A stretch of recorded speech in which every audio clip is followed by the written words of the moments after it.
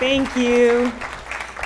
On any normal given day, do you wake up all excited thinking, it is going to be a great day today if only I get to watch a few PowerPoint presentations and maybe if I'm lucky, someone will market something to me today.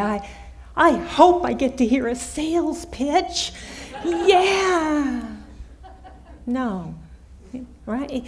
That's not normal. Isn't it just the opposite? I mean, at the Langhans household, they have all been trained.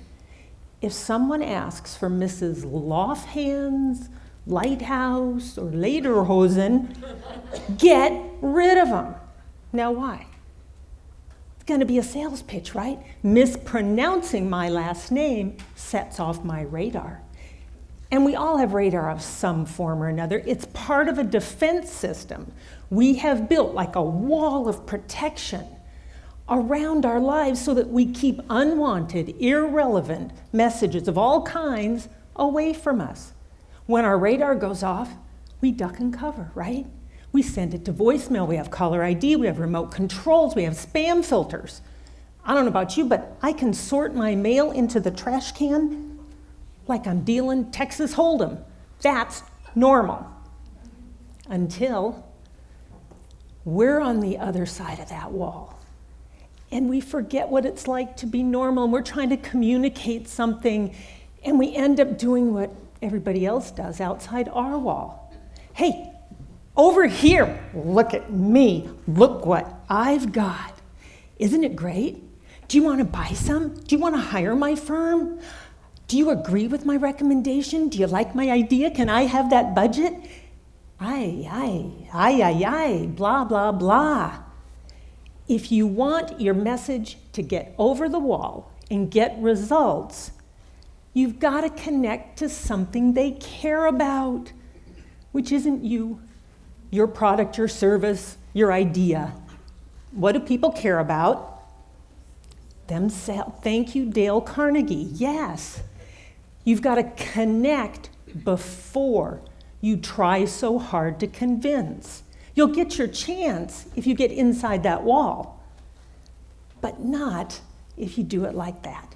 Remember, a flower does not attract bees with a long list of pollen attributes. Doesn't happen. It's about benefits, and not just burying them in a list of bullet points. Bring your benefits to life. Here's how. You start with a mommy and a daddy who love each other so much that, you start with a feature. You don't jump to the benefit. That's what we've all been doing. It's not features and benefits. Feature, advantage, benefit. Okay, like this. Joy dishwashing liquid with real lemon. There's your feature. Cuts grease, makes your dishes shine. Isn't that a nice reflection on you? Now, granted, this was Throwback Thursday when I guess women did the dishes by hand and apparently with flouncy skirts and twirling, but they nailed the formula in 30 seconds. A feature is what it is or what it has. The advantage is what that feature does. The benefit is what it all means. The impact, why is it important? We did this exercise with the Texas Self-Storage Association. There is an association for everything. And their feature was climate-controlled units. Okay, so what's the advantage of climate control? What does it do? Well, it keeps your stuff from being damaged by Texas weather. To turn that into a benefit, you have to ask the question, well, what does that mean? Why is that important personally to who? Well, it depends on who your target audience is. Attorney person, we have climate-controlled units for safe document storage. which means you will be in compliance with state law and avoid costly penalties and fines. How cool is that? Miss Terri, we have climate-controlled units so that your Aunt Edna's antique armoire will not be damaged by Texas weather. It will retain its value. So when she kicks the bucket, you can make more money when you sell it. Same feature, same advantage, different benefit based on who that target audience is. So the more you know about your target audience, whether it's one-to-one or one-to-many, the better you will be able to connect and eventually convince. One last example. Let's do one we can all relate to, buying a car. Make it a family car, like the one I bought when my 3 kids were little and their daddy was away on a golf weekend. I know. Now, he got home that Sunday night and, well, I was doing the dishes. And, honey, hey, whose car's in the driveway? I forgot to put the car in the garage. And I wanted to surprise him, but not like this. See, he's not one for surprises, especially when it comes to an impulse buy. Now, it wasn't an impulse buy. We had talked about it, of course. Thing is, I speak English, he speaks engineer. And when he buys anything, I mean, even a coffee maker, it takes at least 30 days of due diligence to do a thorough, comprehensive, competitive analysis, a price comparison. He will survey a statistically viable sample of coffee maker owners as to the durability, the taste variance over time, and how easy is it to clean. Me? Hey, honey, I went to Costco. Look what I got, a Keurig. Now, I know the difference between a car and a coffee maker, which is why I had to choose my words very carefully. And I had to connect to what he cared about. The car, yeah, that's our new family car.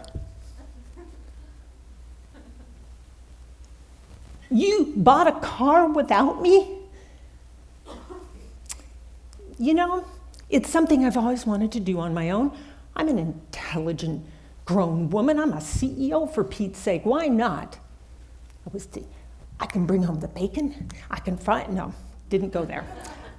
He's like, well, I know, but why that car? Well, we have been talking about buying a bigger car for months, and a 4-door, not a 2-door, because it's going to be so much easier on my back, you know, getting the kids in and out for soccer and school. And this is a Dodge Intrepid, one of General Motors' K-Class series, a contender for Car of the Year, according to a report by J.D. Power and Associates, because, well, the engine's sideways under the hood, which means more interior space. We've got more room for car seats and backpacks and briefcases, and the trunk holds at least 2 sets of golf clubs. And here's the clincher. I negotiated. I saved us $2,718.37. That's why I bought this car.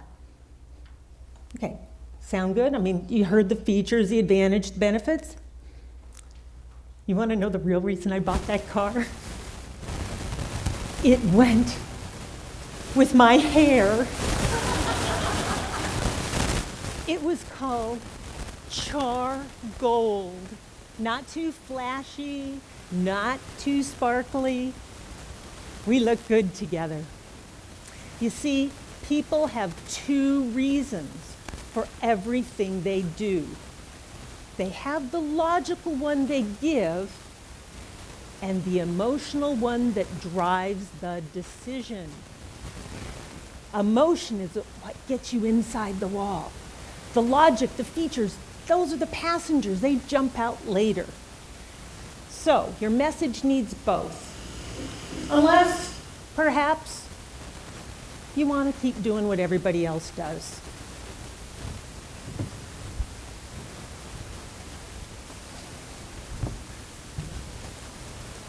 You can keep packing as many bullet points as you'd like into your messages, whether it's a conversation, a presentation, or a piece of marketing. Go ahead, pack as many points as possible.